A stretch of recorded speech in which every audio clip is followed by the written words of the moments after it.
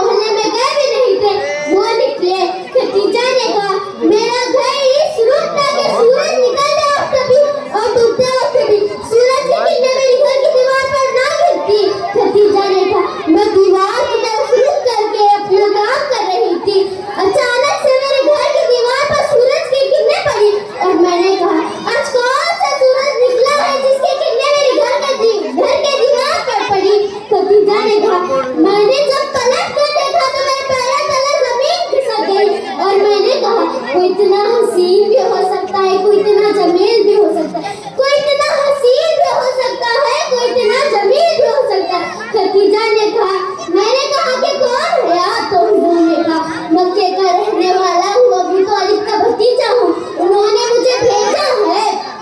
खदीजा ने कहा, आप ही मोहम्मद हैं? तो हुजूर ने कहा, हाँ मैं ही मोहम्मद हूँ। तो खदीजा ने कहा, मेरा हाल तो ये था कि बात करूँ तो क्या करूँ? वो जो कहते गए मैं चुप सुनती गई और हाँ ये है कहती गई। हुजूर के जाने के बाद मैंने सोचा कि दूसरे आने वालों से तो मैं अमर की शराई करती हूँ, उसने क्या देख लिया, मैंने कोई शराई नहीं रखे। खदीजा ने अपनी गुलाम को बुलाया जिसका नाम मैसरा था। खदीजा ने कहा, मैसरा इधर आ। तो मैसरा ने कहा, क्या हुआ मलिका, क्या हुआ? तो खदीजा ने कहा, जो तेरे साथ जा रहा है ना मोहम्मद, तो मैसरा ने कहा क्या हुआ मलिका, क्या हुआ? तो खदीजा ने कहा, हर बार तेरी नसीहत क्या होती थी?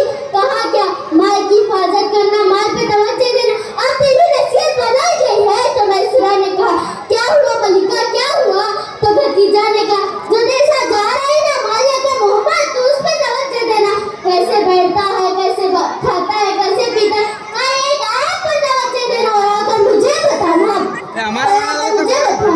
तो मैसरा ने कहा, ठीक है मलिका, ऐसा ही होगा। तो सुबह हुई, काफिला तिजारत के लिए निकला।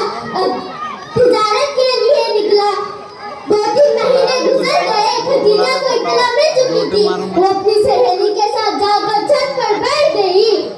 दूर से काफिला आ रहा हुआ दिख रहा था, सबके चेहरे धूल में मिट गए।